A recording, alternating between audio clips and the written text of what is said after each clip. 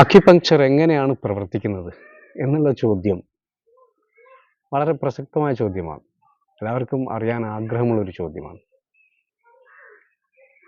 നമ്മുടെ ശരീരത്തിൽ തീർച്ചയായിട്ടും ഒരു എനർജി ഉണ്ട്. ഇംഗ്ലീഷിൽ എനർജി എന്ന് പറയുന്നു, മലയാളത്തിൽ ഊർജം എന്ന് പറയുന്നു, അതേപോലെ ചൈനയിൽ ചി എന്ന് പറയപ്പെടുന്നു, കി എന്ന് പറയുന്നു ജപ്പാനിൽ. നമ്മുടെ ഇവിടെ നമ്മൾ മലയാളത്തിൽ പ്രാണൻ, ഊർജം, ജീവൻ എന്നൊക്കെ അതിനെ പേരിട്ട് വിളിക്കും. ഈ ഊർജം നമ്മുടെ ശരീരത്തിൽ ഉണ്ട് എന്നുള്ളതിൻ്റെ ഏറ്റവും വലിയ തെളിവാണ് നമുക്ക് ജീവനുണ്ട് എന്നുള്ളത്. ഈ ജീവൻ, ഈ ഊർജം നമ്മുടെ ശരീരത്തിൽ എങ്ങനെ പ്രവർത്തിക്കുന്നു എന്ന് ചോദിച്ചു കഴിഞ്ഞാൽ നമുക്കതിനിപ്പോൾ നമുക്ക് ഫീൽ ചെയ്യാൻ പറ്റുന്ന ഒരു ഉദാഹരണം നമുക്ക് നോക്കിയാൽ മനസ്സിലാക്കാൻ പറ്റുന്നു. വളരെ എളുപ്പത്തിൽ നമുക്ക് മനസ്സിലാക്കാൻ പറ്റുന്ന ഉദാഹരണം നോക്കിയാൽ കറണ്ട്, വൈദ്യുതി ലൈനിൽ 110 kV-യിലോ 220 kV-യിലോ സഞ്ചരിക്കുന്ന രണ്ട് മേഖല നമുക്ക് പരിചയമുള്ളത് ഞാൻ പറയാം. അതിൻ്റെ വളരെ ഡീറ്റെയിൽസ് ഒന്നും ഞാൻ പോകുന്നില്ല. ഈ രണ്ട് ലൈനുകളും സെപ്പറേറ്റ് ചെയ്ത് വെച്ചിട്ടുണ്ട്. ഒന്നിൽ പവർ കൂടുതലാണ്, ഒന്നിൽ പവർ കുറവാണ്. ഇതിനെ റെഡ്യൂസ് ചെയ്യാൻ വേണ്ടിയിട്ടാണ് നമ്മൾ പല സ്ഥലങ്ങളിലും ട്രാൻസ്ഫോമർ വെച്ചിരിക്കുന്നത്. പക്ഷേ നമുക്ക് ഈ ലൈനിലൂടെ പോകുന്ന ഊർജത്തെ, കറണ്ടിനെ നമുക്ക് കണ്ണുകൊണ്ട് കാണാൻ സാധിക്കുന്നില്ല. കണ്ണുകൊണ്ട് കാണാൻ സാധിക്കാത്തത് കൊണ്ട് നമുക്കത് വിശ്വസിക്കാതിരിക്കാൻ പറ്റുമോ?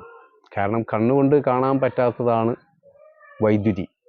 പക്ഷേ ടച്ച് ചെയ്ത് കഴിഞ്ഞാൽ അത് നമുക്ക് അറിയാൻ സാധിക്കും അല്ലേ? എല്ലാവർക്കും അറിയാം. പലപ്പോഴും പല ആളുകളും ഇസ്തിരിയൊക്കെ ഇടുമ്പോൾ ഒന്ന് ജസ്റ്റ് ടച്ച് പോയി കഴിഞ്ഞാൽ കറണ്ട് ലീക്ക് ഉണ്ടെങ്കിൽ ഷോക്ക് അടിക്കുന്നതായിട്ട് ഫീൽ ചെയ്തിട്ടുണ്ടാവാം പല ആളുകളും. അതേപോലെ നമ്മൾ ഏറ്റവും വലിയ തെളിവ്, അത്ര ഡീറ്റെയിൽസ് പറയണ്ട, ഞാൻ എന്നാലും അതിനെക്കുറിച്ച് ഒന്ന് മനസ്സിലാക്കാൻ വേണ്ടി പറയുന്നു മാത്രം.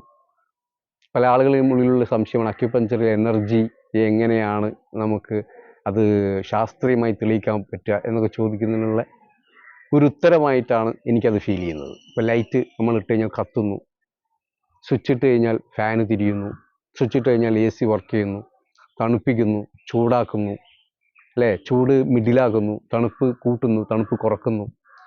ഇതൊക്കെ നമ്മൾ കൈകൊണ്ട് നമ്മൾ എന്ത് ചെയ്യണം? അഡ്ജസ്റ്റ്മെൻറ്റ് ചെയ്യണം. പക്ഷേ ഈ അഡ്ജസ്റ്റ്മെൻറ്റ് ചെയ്യുന്നതിന് അത് ക്രമീകരിക്കാൻ വേണ്ടിയുള്ള ട്രാൻസ്ഫോമറും അത് ക്രമീകരിക്കാൻ വേണ്ടിയുള്ള മെഷീനറികളും സംവിധാനവും നമ്മൾ കണ്ടുപിടിച്ചു.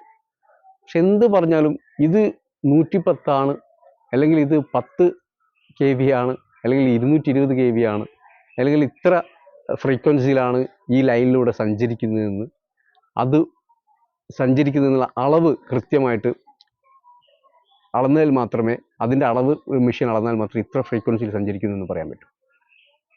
അങ്ങനെ നമ്മുടെ ശരീരത്തിലും ഇതേപോലെ ഫ്രീക്വൻസികളുണ്ട്. നമ്മുടെ ശരീരത്തിൽ ഇവിടെ സഞ്ചരിക്കുന്ന ഊർജത്തിൻ്റെ ഫ്രീക്വൻസി പല ഭാഗങ്ങളിലും പല അവയവങ്ങളിലും ഈ ഫ്രീക്വൻസി, ഈ ഡിഫറൻറ്റ്, ഇതിനെ കൂട്ടുകയും കുറയ്ക്കുകയും ചെയ്യുന്ന പോയിന്റുകൾ നമ്മുടെ ശരീരത്തിലുണ്ട്. നമ്മൾ എങ്ങനെയാണോ 220-ൽ നിന്നും 110-ലേക്ക് കൊണ്ടുവരുന്നു കറണ്ടിനെ, പക്ഷെ നമുക്ക് കണ്ണുകൊണ്ട് സാധിക്കുന്നില്ല. രണ്ടും ഒരേ ലൈനാണ്. മേലെ സെപ്പറേറ്റ് ലൈനുണ്ട്, താഴെ ലൈനുണ്ട്. പക്ഷെ മെറ്റീരിയൽ രണ്ടും ഒന്നാണ്. പക്ഷെ അതിലൂടെ വിടുന്ന കറണ്ടിൻ്റെ അളവ് വ്യത്യാസമുണ്ട്. അതേപോലെ നമ്മുടെ ശരീരത്തിലും നമ്മൾ മെറിഡിയൻ എന്ന് പറയുന്ന നമ്മുടെ ശരീരത്തിൽ അക്യുപങ്ക്ചർ മെറിഡിയനുകളുണ്ട്. നമ്മളെ 12ഓളം ആന്തരിക അവയവങ്ങളെ നിയന്ത്രിക്കുന്ന മെറിഡിയനുകളുണ്ട്. അത് നമ്മളെ കൈകളിലൂടെയും കാലുകളിലൂടെയും ഒഴുകുന്ന അക്യുപങ്ക്ചർ മെറിഡിയൻ, അക്യുപങ്ക്ചർ പോയിന്റുകളുണ്ട്. 5 എലിമെൻറ്റ്സ് തിയറി പ്രകാരം നമ്മുടെ ശരീരത്തിൽ അതെങ്ങനെ നിയന്ത്രിക്കപ്പെടുന്നു, നാഡീ പരിശോധനയിലൂടെ നമുക്കത് മനസ്സിലാക്കാൻ സാധിക്കും. അത് വ്യക്തമായിട്ട് പഠിച്ച ഒരാൾക്ക്, അതിനെക്കുറിച്ച് കൂടുതൽ പഠിച്ച ഒരാൾക്ക് എങ്ങനെയാണ് നമ്മുടെ ശരീരത്തിലുള്ള ആന്തരിക അവയവങ്ങളിലും അതേപോലെ പുറത്തുള്ള അവയവങ്ങളിലും ബാഹ്യമായ അവയവങ്ങളിലും എങ്ങനെയാണ് ആ ഒരു ഫ്രീക്വൻസിയെ ലെവൽ ചെയ്യുക, ആ ഫ്രീക്വൻസി കൂടുതലാണോ, അയാളുടെ ശരീരത്തിൽ ഏതെങ്കിലും അവയവങ്ങൾക്ക് കൂടുതലാണോ ഈ എനർജി, അല്ലെങ്കിൽ കുറവാണോ, തീരെ കുറഞ്ഞു പോയോ, അല്ലെങ്കിൽ അത് മിഡിൽ നിൽക്കണം. അതൊരു ബാലൻസ് ചെയ്യപ്പെടും. ഇംബാലൻസ് ആയിട്ട് കിടക്കുന്നതുകൊണ്ടാണ് നമ്മൾ രോഗിയാവുന്നത്. അപ്പം എങ്ങനെ വർക്ക് ചെയ്യുന്നു എന്ന് ചോദിച്ചു കഴിഞ്ഞാൽ, എങ്ങനെ പ്രവർത്തിക്കുന്നു എന്ന് ചോദിച്ചു കഴിഞ്ഞാൽ, ഇതാണ് ഇതിന് ഉത്തരം. നമ്മുടെ ശരീരത്തിലെ എനർജിയെ, ഇംബാലൻസ് ചെയ്ത് കിടക്കുന്ന എനർജിയെ ബാലൻസ് ചെയ്യുക. ഒരു സിംഗിൾ പോയിന്റ് നമ്മൾ അക്യുപഞ്ചറിലൂടെ നാഡീപരിശോധന മനസ്സിലാക്കി, ഒരു സിംഗിൾ നീഡിൽ കൊണ്ട് നമ്മളതിനെ ടച്ച് ചെയ്തുകൊണ്ട്, ജസ്റ്റ് അവിടെ ഒന്ന് ഇൻസേർട്ട് ചെയ്തുകൊണ്ട് അതിനെ സ്റ്റിമുലേഷൻ ചെയ്യുക, അതിനെ പ്രവർത്തിപ്പിക്കുക എന്നുള്ളതാണ് അക്യുപഞ്ചറിൻ്റെ പ്രവർത്തന രീതി.